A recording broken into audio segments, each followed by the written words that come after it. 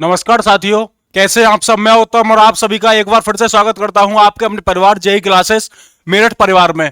उम्मीद करता हूं कि आप अच्छे होंगे। तो कल हम मिले थे और कल हमने एक सवाल किया था आपसे कि उत्तरी अमेरिका और दक्षिणी अमेरिका का सर्वोच्च शिखर बताइए कि आखिर सर्वोच्च शिखर वो कौन कौन से हैं। तो उत्तरी अमेरिका और दक्षिण अमेरिका का उम्मीद करते हैं कि आपने कमेंट में वो बातें सारी बताई हैं हमें, तो हमें बहुत जान के अच्छा लगा।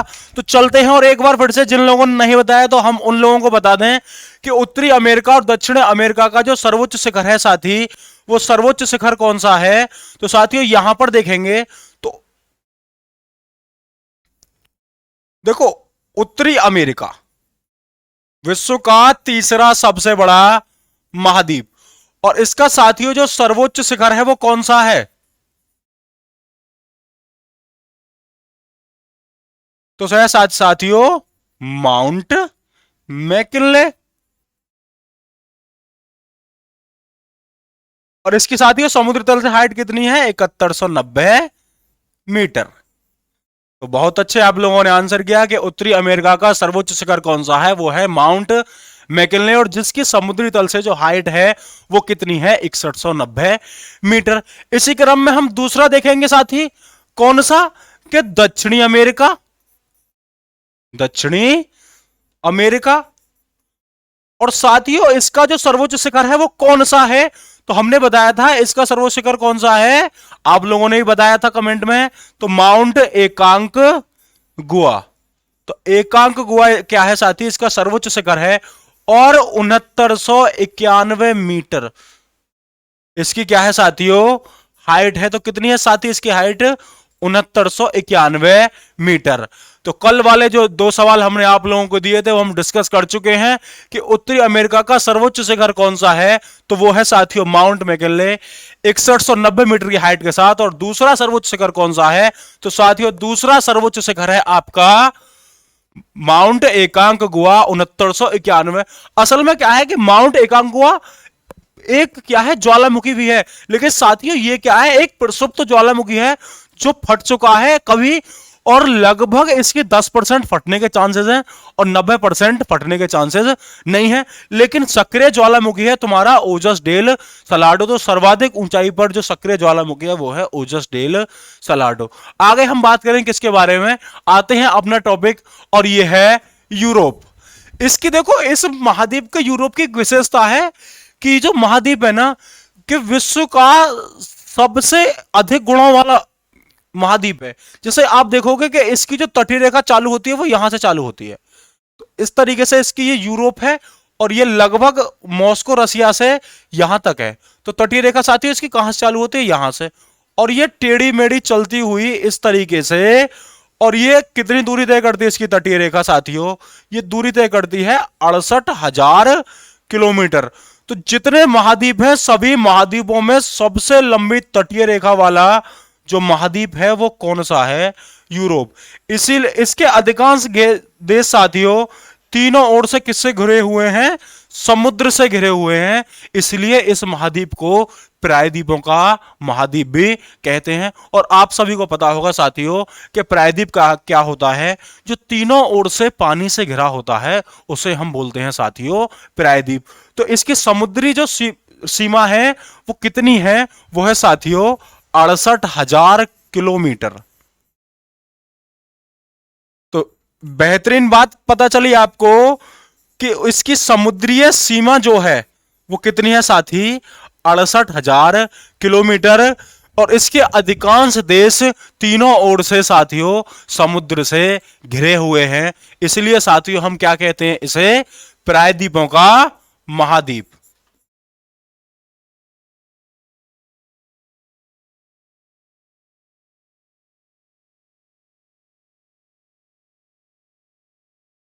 तो वही वाली बात होगी ना फिर से, तो वो डायलॉग बार बार नहीं बोलेंगे, है नहीं। तो ठीक है, इसकी समुद्री सीमा कितनी होती है, वो है साथियों 68,000 किलोमीटर। और इसलिए इसे प्रायद्वीपों का महाद्वीप भी कहते हैं। असल में क्या है, ये तीनों तरफ से अधिकांश गैस इसके पानी से घिरे हुए हैं, इसलिए इसे प्रायद्वीपों का महाद्वीप भी कहते हैं। अच्छा, इसके यहां पर जो है, यहां पर पड़ता है साथियों यूराल पर्वत। यूराल पर्वत। तो पेन बदलेंगे थोड़ा सा अच्छा लगेगा, आप लोगों को सुंदर लगेगा। तो यहां पर है ये साथी क्या है, यूराल पर्वत। ये तो वही वाली बात होगी कि बदला भी ना गया। ठीक है, ये यूराल पर्वत। और यहां पर पड़ता है साथी कराकेस पर्वत, कराकेस पर्वत। आपने जाना कि ये जो पूरा यूरोप है, इस महाद्वीप को एशिया से कौन अलग करता है? तो वो कौन अलग करता है साथियों? ऊपर जो हमने ब्रैकेट में बंद किया है यूराल पर्वत, और नीचे कौन सा है साथियों, कराकेस पर्वत। ठीक है, तो इसे एशिया से कौन अलग करेगा, कराकेस पर्वत और यूराल पर्वत। अच्छा, यहां पर साथी हम एक चीज देखेंगे, क्या देखेंगे साथी, ये जो है क्या है साथी, ये पूरा इलाका, ये जो है, ये क्या चीज है ना? तो ये सभी को पता होगा, ये क्या है, अटलांटिक महासागर, अटलांटिक महासागर। तो ये क्या है साथी, अटलांटिक महासागर है। तो सीधे सीधे इसके पूर्व में क्या है, कराकेस पर्वत और यूराल पर्वत, इधर की तरफ क्या है, अटलांटिक महासागर, और नीचे की तरफ क्या है, मेडिटेरियन सी, जिसे हम भूमध्य सागर के भी नाम से जानते हैं। तो क्या है, भूमध्य सागर, जिसे हम बोलते हैं मेडिटेरियन सी। तो ये क्या है, थोड़ा सा साफ लिखेंगे, भूमध्य।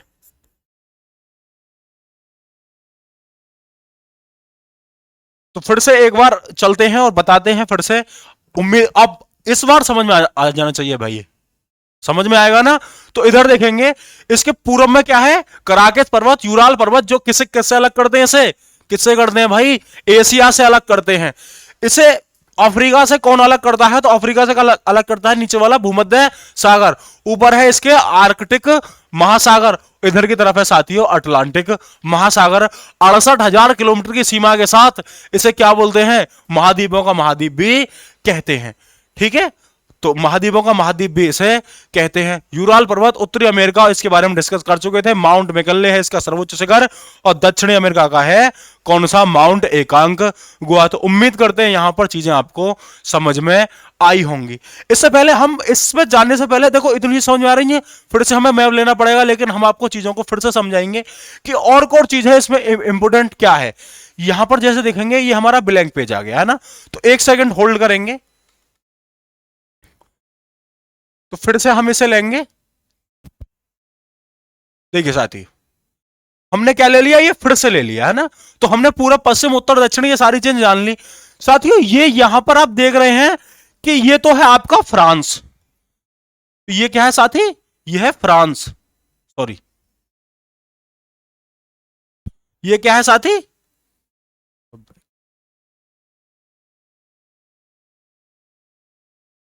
ये क्या है साथी आपका फ्रांस। ये क्या है साथी, फ्रांस, फ्रांस। ये क्या है साथी, यूनाइटेड किंगडम। ये पूरा क्या है, यूनाइटेड किंगडम, जो है यूके के नाम से है ना। तो बताने वाली यहां पर ये बात है कि आपको ये देखो, एक बार फिर से देखो, ये जो है, ये पानी का एरिया दिख रहा है, ये वाला साथियों, यही है आपका इंग्लिश चैनल। तो क्या है ये, इंग्लिश चैनल।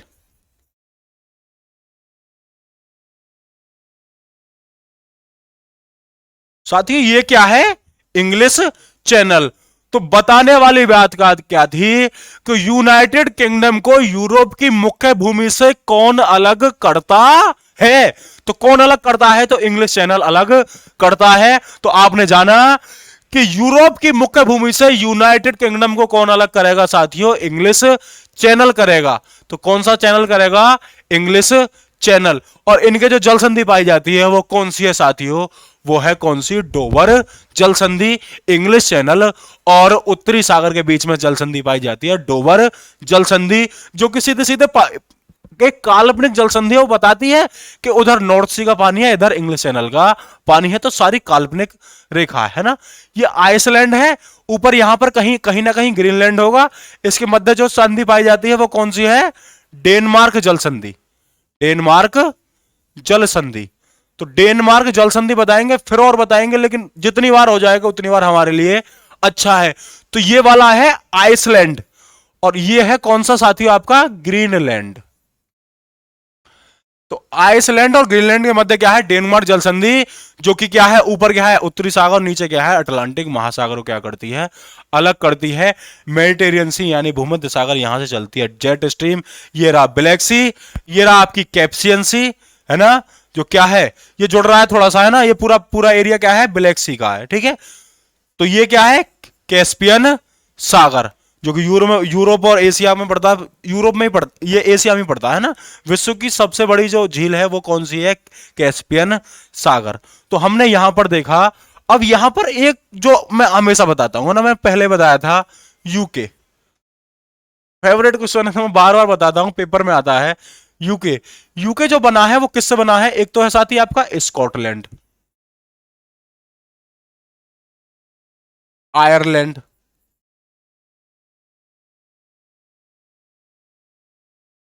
दूसरा है साथी कौन सा, आयरलैंड। पहला देश कौन सा हो जाएगा यूके में, स्कॉटलैंड, दूसरा कौन सा हो जाएगा, आयरलैंड, तीसरा हो जाएगा साथियों आपका वेल्स, और चौथा कौन सा हो जाएगा साथी, चौथा हो जाएगा आपका, बताइए चौथा कौन सा हो जाएगा, तो साथी आपका चौथा हो जाएगा ये जो है आपका इंग्लैंड, तो इंग्लैंड है ना, चौथा कौन सा है, इंग्लैंड, ठीक है। आगे चलेंगे, एक और इसका संगठन है ग्रेट ब्रिटेन।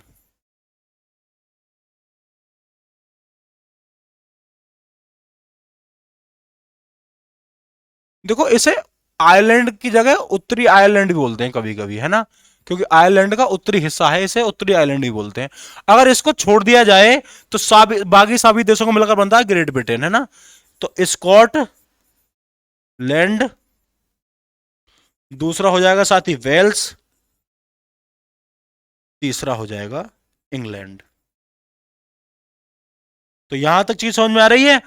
तो एग्जाम के पॉइंट ऑफ व्यू से बात क्या है कि पेपर में सवाल आएगा कि यूनाइटेड किंगडम यूके में कितने देश आते हैं, तो मुख्यतः 4 देश आते हैं, स्कॉटलैंड, आयरलैंड, वेल्स और इंग्लैंड। फिर पूछेगा ग्रेट ब्रिटेन में कौन सा देश नहीं आता है, तो फिर यही 4 ऑप्शन होंगे, और उत्तरी आयरलैंड ग्रेट ब्रिटेन में नहीं आता है, और बाकी सारे देश कैसे आते हैं साथियों, ये ग्रेट ब्रिटेन में आते हैं। यहां पर हमने जाना इसके बारे में, ठीक है। तो चलें आगे, उम्मीद करें चीज समझ में आ रही होगी। और आपने जाना इंग्लिश चैनल के बारे में, इंग्लिश चैनल कहां पर है, तो यूरोप की मुख्य भूमि से किसको अलग करता है, तो यूनाइटेड किंगडम को अलग करता है।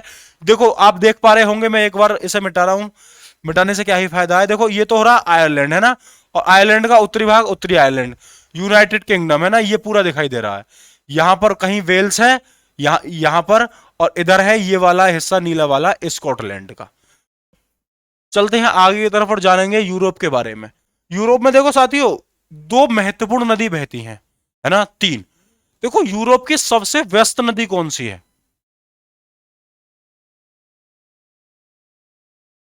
व्यस्त नदी, देखो जो यहां की नदी है कौन सी, राइन। तो राइन नदी का जो जलमार्ग है वो कैसा है, सबसे व्यस्त है साथी। लेकिन यहां की सबसे महत्वपूर्ण नदी पूछता है कि बताइए भैया कि यूरोप की महत्वपूर्ण नदी कौन सी है, तो यूरोप की जो महत्वपूर्ण नदी है साथी वो है डेन्यूब। तो पूछेगा बताओ भाई यूरोप की व्यस्त नदी कौन सी है, तो बता देंगे राइन। इंपोर्टेंट कौन सी है, डेन्यूब। अब वो कह रहा है कि साथी बड़ी भी बता दो, तो क्या दिक्कत है, बड़ी ही बता दो। तो बड़ी नदी का नाम हमने पहले ही लिख दिया है ना, तो बड़ी नदी कौन सी है, वोल्गा। तो सबसे बड़ी नदी कौन सी है साथियों, वोल्गा। आपको जैसा कि पता होगा, और एक बार फिर से सुन लेंगे कि विश्व की सबसे लंबी नदी जो है वो है नील, लेकिन जबकि सबसे बड़ी नदी कौन सी है, वो है अमेजन। उसी तरीके से भारत की जो सबसे बड़ी नदी है साथी वो कौन सी है, सबसे बड़ी, वो है ब्रह्मपुत्र। लेकिन अगर हम सबसे लंबी नदी की बात करें वो है गंगा, ठीक है। यहां पर हमने जाना कि सबसे ज्यादा व्यस्त नदी कौन सी है, राइन, और महत्वपूर्ण नदी कौन सी है, डेन्यूब, और बड़ी नदी कौन सी है, वोल्गा, ठीक है। अच्छा, यहां पे हम बात करेंगे आगे चल के कि सबसे महत्वपूर्ण बात तो बताई नहीं, और क्या नहीं बताई कि यूरोप महाद्वीप में आखिरकार देश कितने हैं।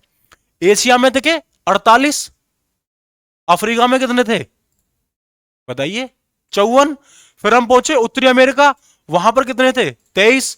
फिर हम पहुंचे दक्षिण अमेरिका, वहां पर देश कितने थे 12। लेकिन अब यूरोप बहुत ज्यादा सारे देश हैं, तो यहां पर देशों की संख्या है वो है 44। तो यहां पर देश कितने हैं साथी, 44 देश है ना। तो यहां पर टोटल कुल देश कितने हैं, तो यहां पर देखेंगे कुल देश तो कितने हैं साथी, 44 है। तो यहां पर देश कितने हैं, 44। अच्छा, जो फ्रांस है इसको वाइनयार्ड और नॉर्वे को फ्योर्ड तटों का देश भी कहते हैं। तो क्या कहते हैं यहां के जो तट हैं, फ्रांस को क्या कहते हैं साथियों, सॉरी ये फाइन लिख गया है ना, तो फाइन फाइन हो रहा है। तो फ्रांस, फ्रांस को क्या कहते हैं साथी, वाइन यार्ड, वाइन यार्ड। और दूसरी तरफ फ्रांस को वाइन यार्ड और नॉर्वे को क्या कहते हैं बताइए, तो नॉर्वे को कहते हैं साथियों फ्योर्ड तटों का देश। ये जो बड़ा ही इंपॉर्टेंट है, छोटा सा देश है नॉर्वे है ना, शांति समृद्धि खुशहाल, जीडीपी के मामले में बड़ा ही सुखी वाला देश है ना। चाहे हंगर इंडेक्स हो, चाहे वैश्विक भुखमरी सूचकांक, हंगर इंडेक्स एक ही बात हो गया, खुशहाली वाली बात हो, भ्रष्टाचार वाली बात हो, एनवायरमेंट वाली बात हो, ये सब में नॉर्वे कैसा है, आगे है। और छोटा सा देश है और बड़ा ही प्यारा देश है। कभी घूमने का मौका मिले तो एक बार जाना नॉर्वे, अगर ज्यादा अमीर हो जाओ तो, नहीं तो कुल्लू मनाली से ही काम चला लेना। देखो नॉर्वे को क्या बोलते हैं साथी, मध्य रात्रि के सूर्योदय का देश, सूर्योदय का देश। तो यहां पे हमने जाना किसके बारे में, नॉर्वे। नॉर्वे को फ्योर्ड तटों का देश भी कहते हैं और मध्य रात्रि के सूर्योदयों का देश भी किसे कहते हैं साथियों, वो कहते हैं नॉर्वे को।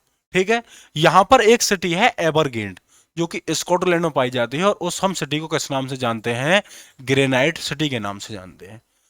तो ये इसके बारे में भी हम चर्चा करेंगे, पूछेगा पेपर में कि एबरडीन, एबरडीन को किस नाम से जानते हैं। तो साथियों जो ये एबरडीन है ये कहां पर पड़ती है, तो ब्रैकेट में नीचे लिख लेंगे स्कॉटलैंड। तो कहां पर पड़ती है साथियों, ये पड़ती है साथियों स्कॉटलैंड। और इसे किस नाम से जानते हैं, ग्रेनाइट, सॉरी ये मिटाना पड़ेगा थोड़ा सा, किस नाम से जानते हैं, ग्रेनाइट,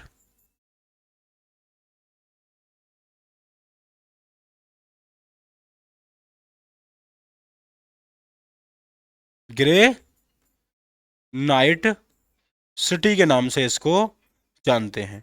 यहां से आपके पेपर में सवाल किस तरीके से पूछेगा, यहां पर देखेंगे कि किस सिटी को ग्रेनाइट सिटी के नाम से जानते हैं। तो एबरडीन सिटी है कहां पर, स्कॉटलैंड में पाई जाती है, और इसे हम किस नाम से जानते हैं, इसी नाम से जानते हैं, किस नाम से साथियों, ग्रेनाइट सिटी के नाम से एबरडीन को, है ना।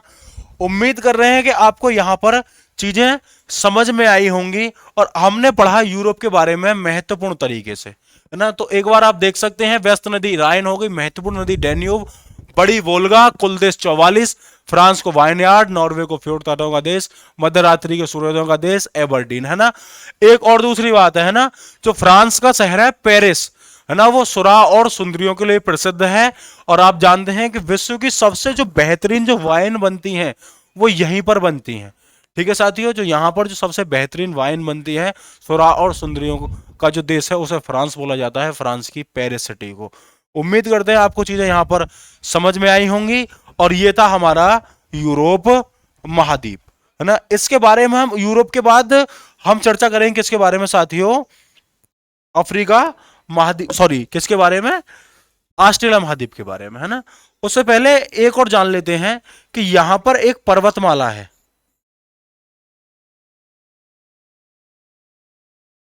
अल्पास। देखो अल्पास का सर्वाधिक विस्तार कहां पर है, स्विट्जरलैंड में।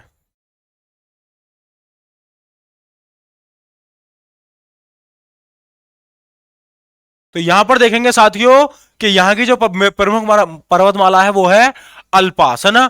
और इसका सर्वोच्च शिखर कौन सा है?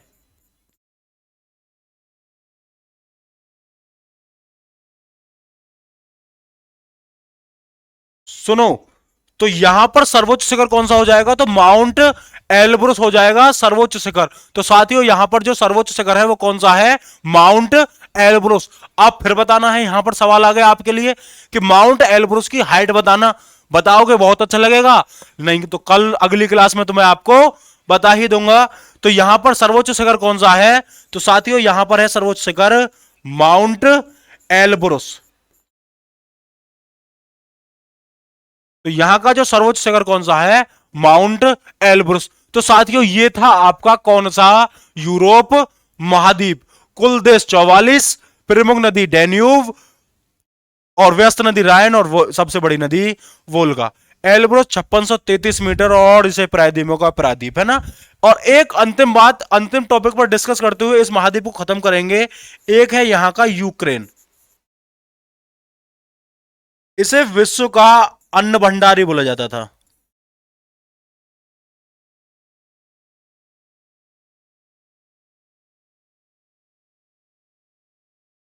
विश्व का अन्न भंडार, या फिर क्या बोलते हैं इसे साथियों? रोटी की डलिया। क्योंकि यूरोप में ये गेहूं का एक सबसे बड़े जो उत्पादक हैं उनमें इसकी गिनती आती थी। इसलिए यूक्रेन को क्षेत्रफल में होने के बावजूद भी विश्व का अन्न भंडार या फिर रोटी की डलिया कहा करते थे। लेकिन रूस यूक्रेन वार के बाद रोटी की डलिया ये पूरी तरह से खाली हो चुकी है। जिस समय भारत की वीटो लेने की बात हो रही थी तो सबसे पहले यही यूक्रेन हमारे सामने उमड़ कर आया था कि भारत को क्या मिले? वीटो नहीं मिले, है ना। तो हर जगह पर इसने हमारा ज्यादा साथ नहीं दिया, लेकिन हम तो थे न्यूट्रल बिल्कुल, ना तो रूस की तरफ और ना ही यूक्रेन की तरफ। तो रूस और यूक्रेन वार में ये रोटी की डलिया जो है खाली हो चुकी है। तो विश्व का अन्न भंडार या फिर रोटी की डलिया कैसे कहते हैं हम? यूक्रेन को कहते हैं। ठीक है, यहां तक सारी बातें थी। और इतना आपके पेपर के पॉइंट ऑफ व्यू से सारी चीज इंपोर्टेंट है। और आपके पास कोई भी प्रेफरेंस बुक हो, एक बुक रखो, है ना। चाहे कोई से भी राइटर की हो, छोटी जो कंबाइंड बुक आती है, हिस्ट्री, पॉलिटी, इकोनॉमिक्स, ज्योग्राफी और जनरल साइंस, थोड़ा सा उसके बाद में जो स्टैटिक परंपरागत सामान्य ज्ञान आती है, इसी टाइप की एक बुक रखो। और आपका किसी भी स्टेट का कैसा भी जेई का पेपर हो, नॉन टेक्निकल का, आप निकाल पाओगे अच्छे से, है ना। क्योंकि एक बुक सफिशियंट है। अगर हम स्पेशल अलग अलग बुक खरीदेंगे तो थोड़ी सी हमें सामने दिक्कत हो जाएगी। अच्छा ठीक है, इससे आगे चलते हैं। और हमारा जो अगला महाद्वीप है वो है अगला महाद्वीप ऑस्ट्रेलिया महाद्वीप। देखो, आकार की दृष्टि से सबसे छोटा महाद्वीप कौन सा है? ऑस्ट्रेलिया। ठीक है, आकार की दृष्टि से सबसे छोटा महाद्वीप कौन सा है? ऑस्ट्रेलिया। तो ऑस्ट्रेलिया महाद्वीप का कुछ चक्र जान लेते हैं ये किस तरीके से है ना। ऑस्ट्रेलिया महाद्वीप, तो देखो, ऑस्ट्रेलिया महाद्वीप अगर हम वर्ल्ड मैप की बात करें तो ऑस्ट्रेलिया महाद्वीप जो है साथियों ये है हमारे वर्ल्ड का मैप। देखो, ये है ऑस्ट्रेलिया महाद्वीप, है ना। ये क्या है साथी? ऑस्ट्रेलिया। ये है साथी क्या? ऑस्ट्रेलिया महाद्वीप। तो ये आप देख पा रहे हैं, ये क्या है? ऑस्ट्रेलिया महाद्वीप। इधर क्या है साथी? पूरा का पूरा प्रशांत महासागर। प्रशांत महासागर, इसे हम ये क्या है? एच से डिनोट करेंगे। ये क्या है? हिंद महासागर। इधर क्या है साथी? है ना, इधर है नॉर्थ प्रशांत महासागर, है ना। और इधर है कौन सा? दक्षिणी प्रशांत महासागर। ऊपर की तरफ है उत्तरी सागर, या फिर कौन सा है साथियों? है ना। तो इधर भी है प्रशांत महासागर, और इधर भी है, हम मान सकते हैं, अंटार्कटिका महासागर।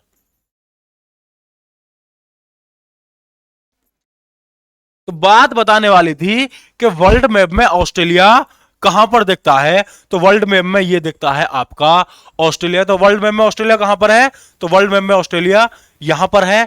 और एक तरफ देखेंगे ऑस्ट्रेलिया महाद्वीप क्या है, इसके उत्तर में क्या है? तो प्रशांत महासागर। इसके पूर्व में क्या है? तो प्रशांत महासागर। इसके पश्चिम में क्या है? तो हिंद महासागर। इसके दक्षिण में क्या है? तो अटलांटिक महासागर। ये सारी चीज थी। और इसके अगर हम ऐसे कर ले, है ना, थोड़ा सा मिटाले में समझ में आ गया होगा आपके। ठीक है, देखो, यहां पर अगर हम क्या कर लें, देखो ये कर लिया मैंने, नॉर्थ, साउथ, ईस्ट, वेस्ट, है ना। तो ये लोकेशन आ गई दक्षिण पूर्व। तो कौन सी आ गई साथी, दक्षिण पूर्व। और यहां पर आपका स्थित है ये वाला हिस्सा जो है, ये पूरा का पूरा, थोड़ा सा दिखाई दे रहा होगा, मैं यहां के मिटाई दे रहा हूं इसे। तो ये वाला जो हिस्सा है, ये दक्षिण पूर्व वाला, ये क्या है साथी, ये है आपका न्यूजीलैंड, जिसे हम किस नाम जानते हैं, दक्षिण के ग्रेट ब्रिटेन के नाम से भी जानते हैं। ठीक है, तो उम्मीद करते हैं कि यहां पर आपको चीजें क्या समझ में आई होंगी। तो चलिए,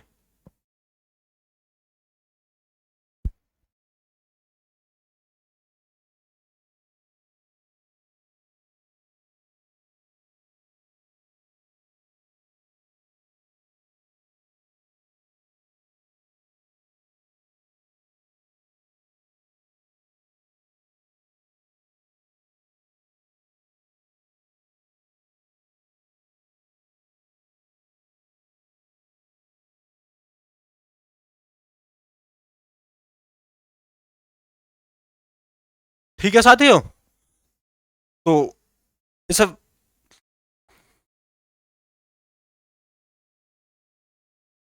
हटाते हैं और फिर देखते हैं क्या है साथियों। अब हम चलते हैं वापस से अपने पॉइंट की तरफ, और ये है हमारा ऑस्ट्रेलिया महाद्वीप। तो ऑस्ट्रेलिया महाद्वीप का हमने जाना कि वेस्ट यानी पश्चिम में, है ना। कौन सा है साथी, ये क्या है, हिंद महासागर।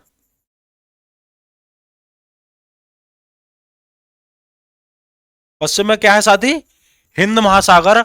और ये पूरब में क्या है, प्रशांत महासागर।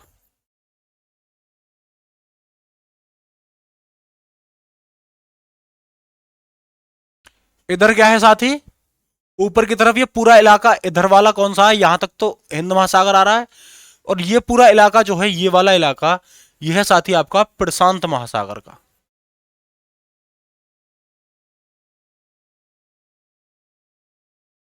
और ये साथी जो नीचे वाला हिस्सा है, नीचे वाला, यहां पर आप कह सकते हैं कि ये क्या है, अंटार्कटिका।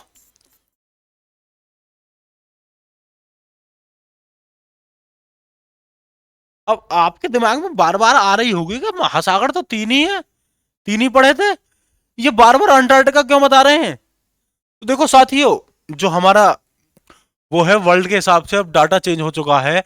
तो विश्व के 5 सबसे बड़े महासागरों की गिनती आ गई है।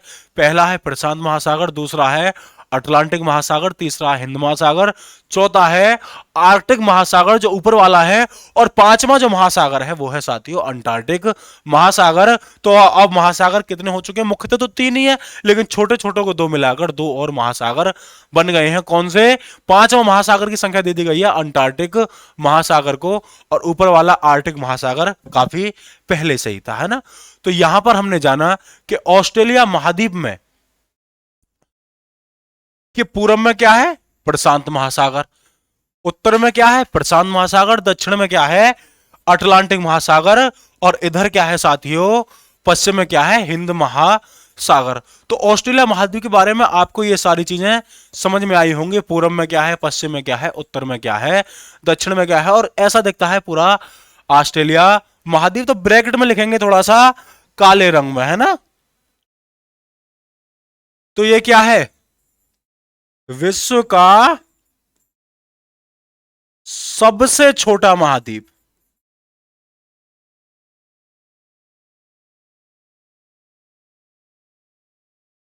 तो साथी ये क्या है, विश्व का सबसे छोटा महाद्वीप है, यही क्या है आपका।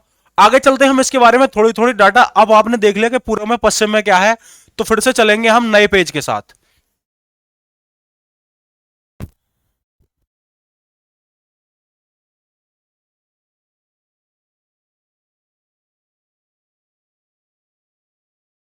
थोड़ा सा इसे इधर की तरफ कर ले रहे हैं ना, आपको थोड़ा सा ये ध्यान में रहेगा, ये क्या है आपका ऑस्ट्रेलिया महाद्वीप, है ना। इसी के बारे में जुड़े हुए हम फैक्ट को जानेंगे कि कैसे कैसे सारी चीजें होती हैं। देखो इस ऑस्ट्रेलिया महाद्वीप को प्यासी भूमि का देश भी कहते हैं। और रीजन क्या है प्यासी भूमि का देश? जो दक्षिणी अमेरिका है वहां पर सिर्फ 10% जो भूमि है वो कृषि योग्य है, लेकिन यहां पर तो वो 10% भी नहीं बचती, यहां पर सिर्फ रह जाती है कृषि योग्य भूमि 4%। अगर कृषि योग्य भूमि की बात करें तो भारत विश्व के जो विश्व के ठीक ठाक देश है उनमें गिनती आता है, भारत में ठीक ठाक कृषि योग्य भूमि है। तो अगर यहां पर ऑस्ट्रेलिया पूरे एक महाद्वीप की बात करें, भारत के संदर्भ में छोड़ दो, भारत में विविध प्रकार की जलवायु पाई जाती है। तो भारत में क्या है, उष्ण कटिबंधीय से लेकर शीत कटिबंधीय तक जो वनस्पति हैं वो पाई जाती हैं, क्योंकि नीचे है भूमध्य रेखा, थोड़ी सी ऊपर क्योंकि 8 डिग्री 4 मिनट तक है हमारा कौन सा, केप कोमोरिन, और नीचे कौन सा है, क्या है, इंदिरा पॉइंट 6 डिग्री 4 मिनट के साथ, और ऊपर है आपका 37 डिग्री 6 मिनट के आसपास कौन सा है, इंदिरा कौल। तो काफी सारी हिमालय की तरह से हमारे यहां जलवायु में विविधता पाई जाती है। तो हम क्या करते हैं, ग्रीष्मकालीन फसल से लेकर लाइकेन तक वनस्पति हमारे यहां पाई जाती है हिमालय की चोटियों में। तो हमने क्या किया कि ऑस्ट्रेलिया की खोज किसने की थी, है ना। तो सबसे पहले हम जानेंगे ऑस्ट्रेलिया की खोज। तो ऑस्ट्रेलिया की खोज करने वाले व्यक्ति जो थे वो एबेल तस्मान तथा जेम्स कुक्स थे। तो इसके खोजकर्ता कौन थे, ये जो छोटा सा दिख रहा है ना, ये छोटा सा नाम है खोजकर्ता। तो कौन थे साथियों, एबेल तस्मान और जेम्स कुक। यहां पर साथियों 4%, केवल 4% भूमि ही कृषि योग्य है।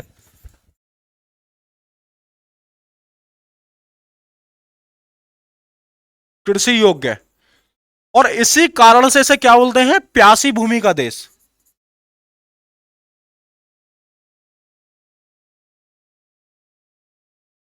और कुछ लोग ऐसे होंगे उनके दिमाग में आ रही होगी, ऑस्ट्रेलिया पढ़ा रहे हो, जब महाद्वीपों के बारे में बात आई तो हमें तो जहां देश राजधानी वाली चीज मिलती है, ये हमारे साथ भी होता, तुम्हारे साथ भी होता होगा कि वहां तो हमें ऑस्ट्रेलिया महाद्वीप के बारे में जिक्र नहीं मिलता, लेकिन जहां हम महाद्वीप पढ़ते हैं वहां जिक्र मिलता है। लेकिन वहां पर एक शब्द आता है साथियों, क्या, इधर की तरफ देखेंगे, ओसानिया। ओसानिया, तो ये ओसानिया क्या है, इसका मतलब क्या है? देखो यहां इस ओसानिया का यह मतलब है साथी कि ऑस्ट्रेलिया और न्यूजीलैंड, ऑस्ट्रेलिया और न्यूजीलैंड के साथ आसपास के जितने भी देश हैं सभी को मिलाकर क्या कहते हैं, न्यूजीलैंड कहते हैं। वे आसपास के सभी देशों को मिलाकर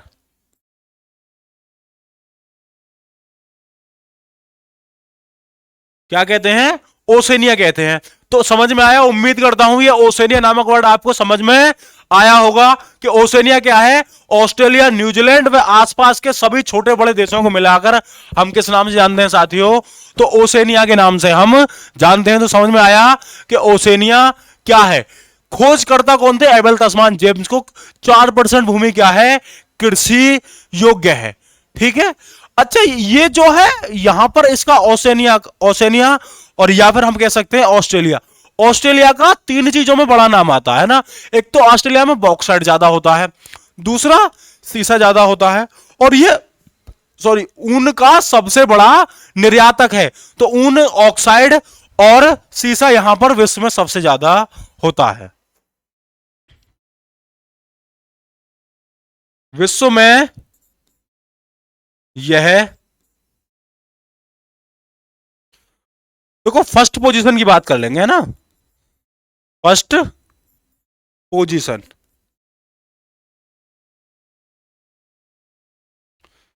तो क्या है, सीसा भी होता है, दूसरा क्या होता है, बॉक्साइड भी होता है, तीसरा क्या होता है साथी, सीसा भी होता है, बॉक्साइड भी होता है, और अंतिम क्या हो गया, ऊन, क्योंकि भेड़ें ज्यादा पाई जाती हैं तो ऊन भी ज्यादा पाया जाता होगा। देखो यहां पर है, यहां की भूमि को क्या बोलते हैं, प्यासी भूमि का देश बोलते हैं, और ग्रेट डिवाइडिंग रेंज कहते हैं, है ना। सॉरी, यहां पर जो पर्वतमाला पाई जाती है वो क्या बोलते हैं साथियों, उसे ग्रेट डिवाइडिंग रेंज। तो यहां पर जो पर्वतमाला पाई जाती है उसे हम क्या बोलते हैं, ग्रेट डिवाइडिंग रेंज।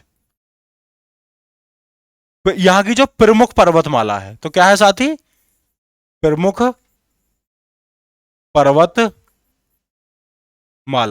सॉरी, इसे इसे थोड़ा सा मिटाएंगे, है ना, पर्वत। तो यहां की जो प्रमुख पर्वतमाला है वो कौन सी है साथियों, ग्रेट डिवाइडिंग रेंज। तो यहां की जो पर्वतमाला है ग्रेट डिवाइडिंग रेंज प्रमुख। अच्छा, अब मैं फिर से सवाल करूंगा आपसे, है ना। माउंट एलब्रुस के बारे में बता चुका हूं, लेकिन आपको कल क्या करके लाना है कि जो ऑस्ट्रेलिया महाद्वीप है, अगली क्लास में आप हमें बताएंगे कि जो ऑस्ट्रेलिया महाद्वीप है, कल का मतलब अगली क्लास होती है जब भी होगी, ठीक है। ये कल का मतलब ऐसे नहीं कि ना जी कल तो संडे है या फिर कुछ और है ना, तो ऐसे नहीं, थोड़ा ही हो सकता, या फिर कोई और छुट्टी वुट्टी हो। तो उसी तरीके से कल क्लास का, कल का मतलब होता है कि आपकी जब भी अगली क्लास होगी तो मुझे ये बताएंगे कि ऑस्ट्रेलिया महाद्वीप का सर्वोच्च शिखर कौन सा है और उसकी हाइट क्या है। तो क्वेश्चन मैं आपके दे रहा हूं और ऑस्ट्रेलिया महाद्वीप के ऊपर ही लिख रहा हूं, सर्वोच्च शिखर, सर्वोच्च शिखर, है ना। तो सर्वोच्च शिखर बताना है, और इसी शिखर की क्या बतानी है साथियों, हाइट। सर्वोच्च शिखर और इसी शिखर की क्या बतानी है आपको, हाइट बतानी है। तो ऑस्ट्रेलिया महाद्वीप का सर्वोच्च शिखर और उसकी हाइट कितनी है। ओसेनिया महाद्वीप ऑस्ट्रेलिया, न्यूजीलैंड व आसपास के सभी देशों को मिलाकर, और ग्रेट डिवाइडिंग रेंज जो कि प्रमुख पर्वतमाला है वो कौन सी है, ग्रेट डिवाइडिंग रेंज, है ना। क्या लगता है कि ऑस्ट्रेलिया की सर्वोच्च चोटी जो है, जो भी है, मुंह से नाम निकल रहा है, तो जो भी है वो ग्रेट डिवाइडिंग रेंज की है या फिर अलग है, तो ये डाटा भी देख के आएंगे, है ना। और दूसरा सवाल मैं आपको बताऊंगा कि दूसरा सवाल क्या देखेंगे, great barrier reef, great barrier reef. तो कल के लिए एक सवाल हो गया ग्रेट बैरियर रीफ, और दूसरा सवाल क्या हो गया, सर्वोच्च शिखर ऑस्ट्रेलिया का वो कौन सा है। तो ग्रेट बैरियर रीफ, और हिंदी में बोलते हैं इसे मूंगे की चट्टान। तो ये मत समझो कि हिंदी में भी ग्रेट बैरियर रीफ के नाम से नहीं आएगा, तो अंग्रेजी में भी ग्रेट बैरियर रीफ और हिंदी में मूंगे की चट्टान बोलते हैं, लेकिन वो पेपर में देता है किसके नाम से, ग्रेट बैरियर रीफ, है ना। देखो, जो हम पढ़ते हैं इतिहास, तो इतिहास में हमने एक चीज देखा कि कलिंग का जो युद्ध हुआ था, अशोक और कलिंग राज किसके साथ, नंद के साथ। तो उसमें बताता है कि उस युद्ध का अभिलेख था 13वें शिलालेख में, है ना। लेकिन 13वें शिलालेख में तो था, लेकिन पेपर में 13वां शिलालेख नहीं देता है, वो देता है रॉक एडिक्ट 13, है ना, रॉक एडिक्ट 13, है ना। तो वो अंग्रेजी में थोड़ा वो देता है कि हिंदी, अंग्रेजी का शब्द लिख दिया सिर्फ हिंदी में, इतना अंतर होता है ना। जैसे कि बौद्धों का प्रमुख स्थान कौन सा था प्राचीन समय में, नालंदा विहार। तो पूछता है द ऑक्सफोर्ड ऑफ बौद्ध के नाम से किसको जाना जाता है, तो वो नालंदा विहार है। तो ये सारी चीजें जो मुंह से निकलती हैं ना, तो इन्हें नोट कर लिया कीजिए। द ऑक्सफोर्ड ऑफ नालंदा विहार कौन सा हो जाएगा, सॉरी, द ऑक्सफोर्ड ऑफ बौद्ध तो हो जाएगा नालंदा। रॉक एडिक्ट 13, तो क्या है इसमें, उसी में, ठीक है। तो आते हैं वापस से अपने टॉपिक पर। ऑस्ट्रेलिया की खोज, एबल तस्मान, 4% भूमि, कृषि योग्य, प्यासी भूमि का देश। फर्स्ट पोजीशन, पहला सीसा मिलता है, दूसरा बॉक्साइट, तीसरा मिलता है ऊन। ग्रेट डिवाइडिंग रेंज, और प्रमुख पर्वतमाला कौन सी है, ग्रेट डिवाइडिंग रेंज ही है। ओसेनिया क्या है, ऑस्ट्रेलिया, न्यूजीलैंड व आसपास के द्वीपों को मिलाकर क्या हो जाता है साथी, ऑस्ट्रेलिया हो जाता है ना।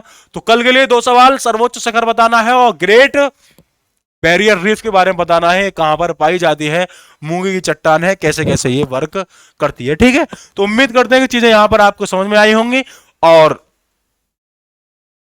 ये हो गया, तो कोई पॉइंट छूटा तो नहीं है।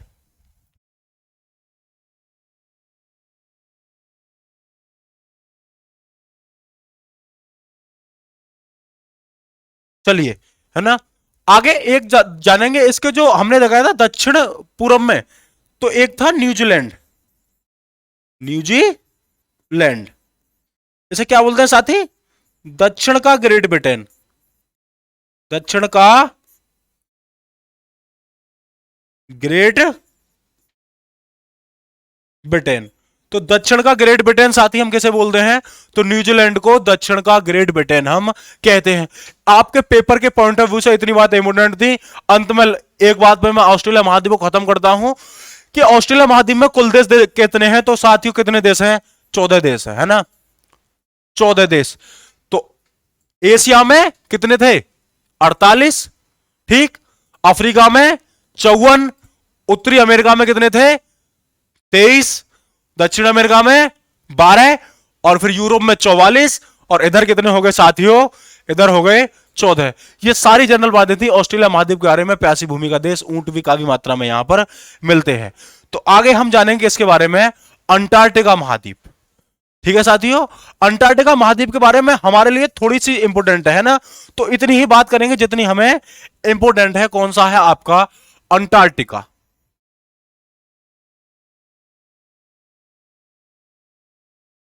अंटार्कटिका महाद्वीप। इसकी भी पिक्चर थोड़ी जानबूझकर नहीं लगाई गई है ना, क्योंकि आप देख लेंगे थोड़ा सा इसके अंटार्कटिका महाद्वीप को। यह एकमात्र ऐसा महाद्वीप जो तीनों महासागरों से घिरा है और जिसे तीनों महासागर टच करते हैं। तो पहला कौन सा है? हिंद महासागर। इधर कौन सा है? अटलांटिक। हिंद महासागर, अटलांटिक। और दोनों तरफ पड़ता है इसके प्रशांत महासागर। इधर भी प्रशांत और इधर भी प्रशांत। ठीक है। तो यहां पर हमने जाना कि जो आपका अंटार्कटिका महाद्वीप है, पेपर में पूछा जाता है कि ऐसे महाद्वीप का नाम बताइए जो तीनों ओर से किससे घिरा हुआ हो। तो साथियों, तीनों ओर से जो घिरा हुआ है वो आपका कौन सा है? अंटार्कटिका महाद्वीप। जो तीनों ओर से किससे घिरा है? तीनों महासागरों से घिरा है, वो कौन सा है? अंटार्कटिका महाद्वीप। जो जिससे तीनों महासागर सीमा साझा करते हैं। तो ये एकमात्र ऐसा महाद्वीप है जो तीनों महासागरों से जिसकी सीमा लगती है, हिंद महासागर से भी, अटलांटिक से भी और प्रशांत महासागर से भी लगती है ना। अच्छा, अब मैं दूंगा कि इसका सर्वोच्च शिखर कौन सा है। तो चलो बता ही दे रहे हैं, इसका सर्वोच्च शिखर है माउंट विंसफ। लेकिन हाइट बतानी है और ऑस्ट्रेलिया वाले की बतानी है, ऑस्ट्रेलिया वाले में दोनों चीज बतानी है। ठीक है। अच्छा, इसको क्या बोलते हैं साथियों? इसका दूसरा नाम क्या है? गतिशील महाद्वीप।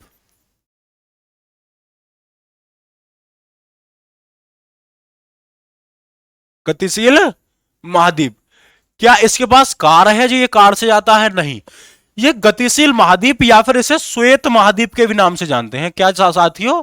श्वेत महाद्वीप। रीजन साथियों इतना सा है कि इसके लगभग 98% पार्ट पर, है ना, 2 से 5 किलोमीटर मोटी क्या होती है? बर्फ की परत। तो पेपर में सवाल आएगा कि निम्नलिखित में से किस महाद्वीप को गतिशील महाद्वीप या फिर श्वेत महाद्वीप के नाम से जानते हैं? तो आप बता देंगे कौन सा है?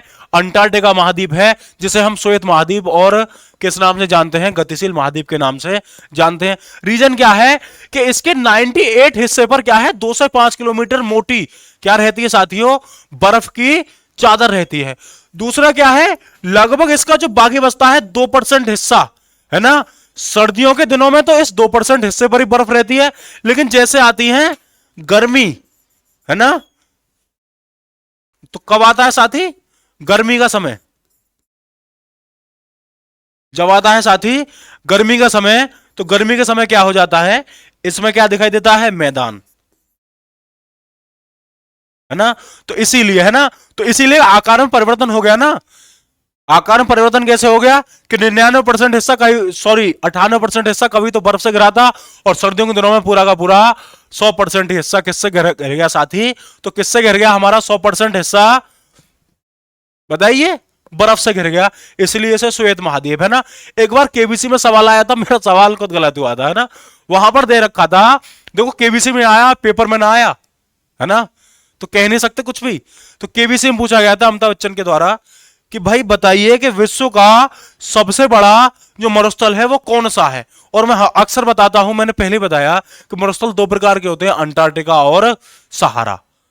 सॉरी अंटार्कटिका, सॉरी गलत बोल गए। मरुस्थल दो प्रकार के होते हैं, एक तो होता है श्वेत मरुस्थल और एक होता है गर्म मरुस्थल, है ना, ठंडा और एक गर्म। तो ठंडा वाला तो बर्फ का होता है, गर्म वाला कैसा होता है, रेत का। तो उसमें तो सहारा आएगा, लेकिन हम मरुस्थल जो बोलते हैं सीधे सीधे हम रेत वाले को बोलते हैं, है ना। तो उसमें पेपर के हिसाब से तो सहारा होना चाहिए था, लेकिन अंटार्कटिका था उसमें, कि सबसे बड़ा मरुस्थल कौन सा है, अंटार्कटिका, क्योंकि होता तो यहां पे भी कुछ ना है, और मरुस्थल का मतलब होता है मरुभूमि जहां पर कोई भी चीज पैदा ना हो। हमने जाना यहां पर अंटार्कटिका महाद्वीप के बारे में कि प्रशांत महासागर और अटलांटिक महासागर और हिंद महासागर के साथ ये लगता है विश्व का एकमात्र ऐसा महाद्वीप जो तीनों महासागरों से सीमा साझा करता है। इसे गतिशील महाद्वीप भी कहते हैं और श्वेत महाद्वीप, क्योंकि इसके लगभग 98% हिस्से पर 2 से 5 किलोमीटर मोटी बर्फ की परत रहती है, और ये जो बाकी जो 2% हिस्सा है ये गर्मियों के दिनों में पिघल जाता है, लेकिन सर्दियों के दिनों में ये पूरा का पूरा क्या होता है साथियों, ये पूरा का पूरा सर्दियों के दिनों में जम जाता है। तो 98% हिस्सा दिखाई देता है कब, बर्फ के साथ गर्मियों में, और जो 100% हिस्सा दिखाई देता है बर्फ के साथ वो कब दिखाई देता है, सर्दियों में, है ना। अब हमने एक एशिया महाद्वीप पढ़ा था, तो एशिया महाद्वीप के बारे में हमने एक बात बताई थी, क्या बताई थी साथियों, है ना। तो यहां पर बताई थी हमने कि एशिया महाद्वीप का सबसे ज्यादा ठंडा स्थान कौन सा है, वो था साइबेरिया में बरियोस्क, है ना। और मैंने फिर बताया था किसी महाद्वीप के अंदर में हम नहीं जाएंगे, जहां पर जीवन है हमने उस हिसाब से काउंट किया है विश्व का सबसे कम टेम्परेचर। लेकिन अगर हम बात करें कि विश्व का, इतनी चीज समझ में आ रही है, आगे चलें तो एक बार फिर से रैपिड फायर देख लेंगे, लेकिन आगे चलेंगे। इसका एक स्थान है वॉस्टोक,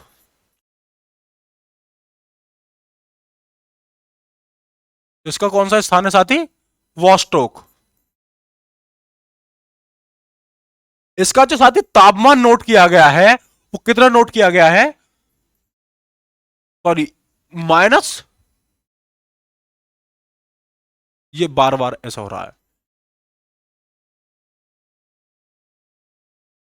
वॉस्टोक, है ना, कितना होता है साथी, 95 डिग्री सेंटीग्रेड।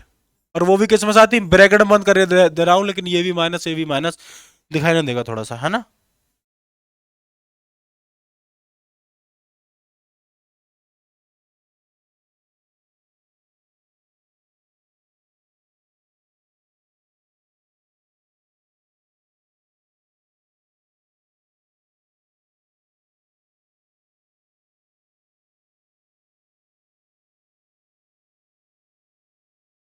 चलो चलते हैं, है ना,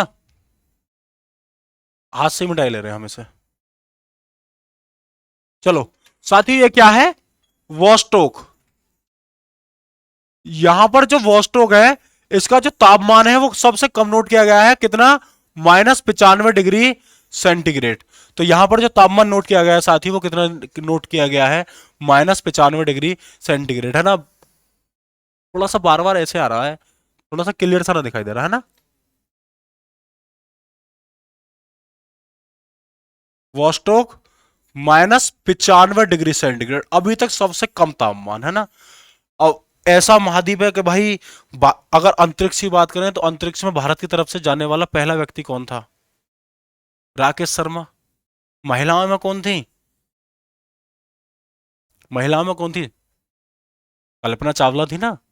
उसी तरीके से यहां पर जाने वाला व्यक्ति कौन था, तो वो थे जे एस सिरोही,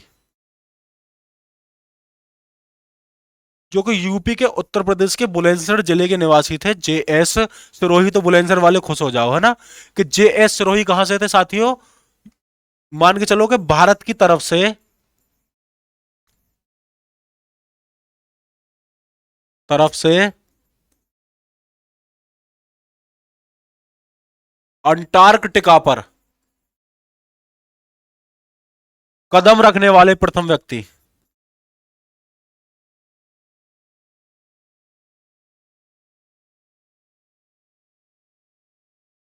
प्रथम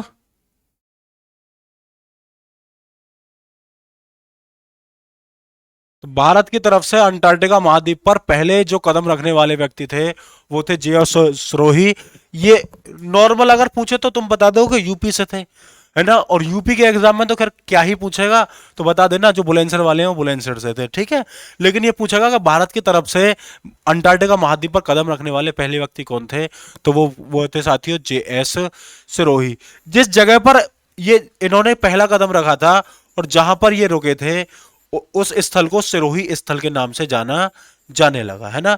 उसी तरह से अपोलो 11 मिशन जहां पर उतरा था, हम उस जगह को क्या कहते हैं, चंद्रमा पर सी ऑफ ट्रैंक्विलिटी और हिंदी में शांति का सागर। तो जिस स्थल पर ये उतरे थे उस स्थल को सिरोही स्थल के नाम से जाना जाने लगा। तो यहां पर हमने जाना किसके बारे में, अंटार्कटिका महाद्वीप के बारे में, है ना। तो सारी बातें हम कर चुके हैं। और माउंट इरेबस यहां का एकमात्र सक्रिय ज्वालामुखी है। तो कौन सा है, माउंट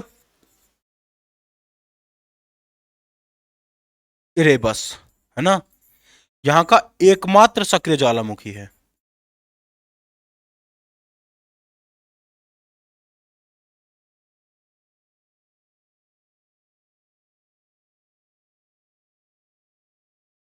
तो माउंट इरेबस यहां का क्या है कि एकमात्र सक्रिय ज्वालामुखी है ना।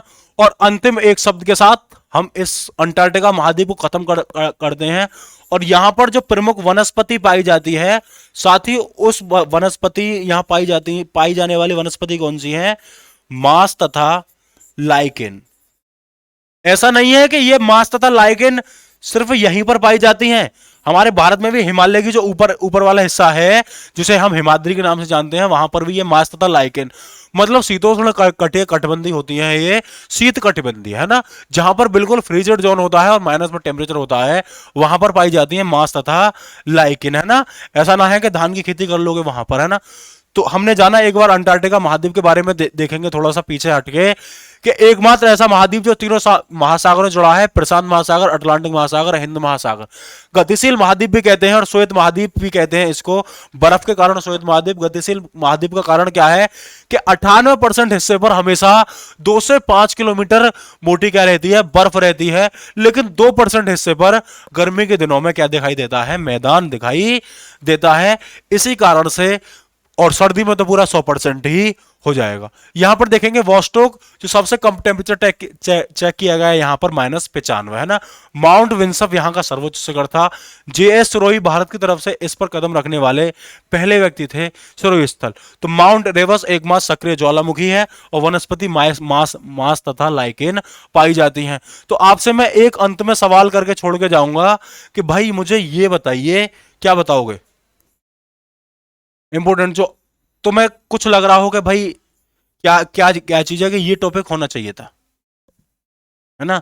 भारत ने एक यहां पर अपनी पहली प्रयोगशाला खोली थी, उस प्रयोगशाला का नाम क्या था, है ना।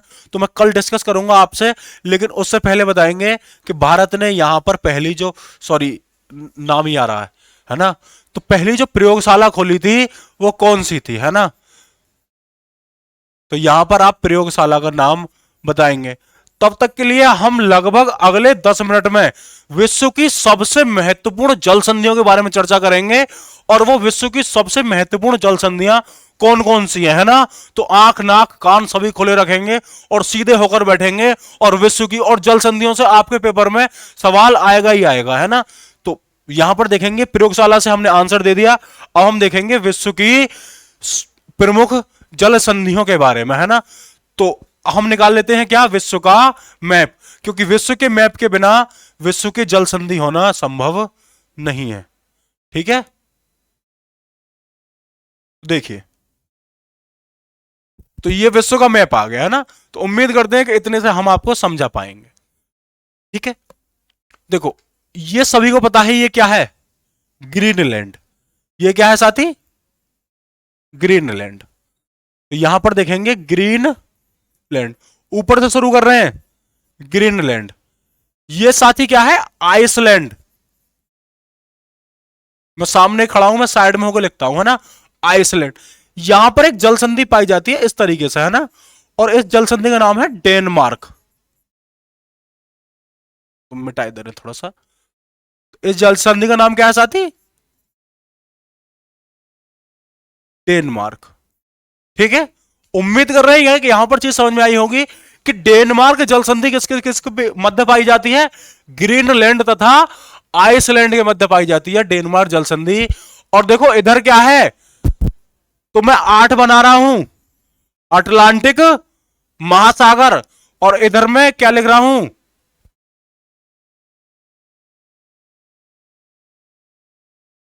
नॉर्थ एनएस लिख रहा हूं। इसका एनएस का मतलब क्या है, शॉर्ट में लिख रहा हूं, एनएस मतलब नॉर्थ सी, मतलब उत्तरी सागर। तो हमने पहले जल संधि के बारे में देखा कि क्या है, अगर थोड़ा सा स्पेस कम बचेगा तो हम अगले पे ले लेंगे इस चीज को, है ना। लेकिन लगभग 14 जल संधि है, तो सारी को डिस्कस करेंगे। अब पहली जल संधि हमने देखी डेनमार्क जल संधि।